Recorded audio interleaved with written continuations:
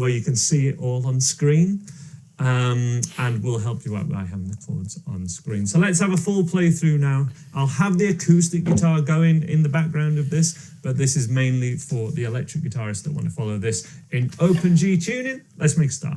1, 2, 1.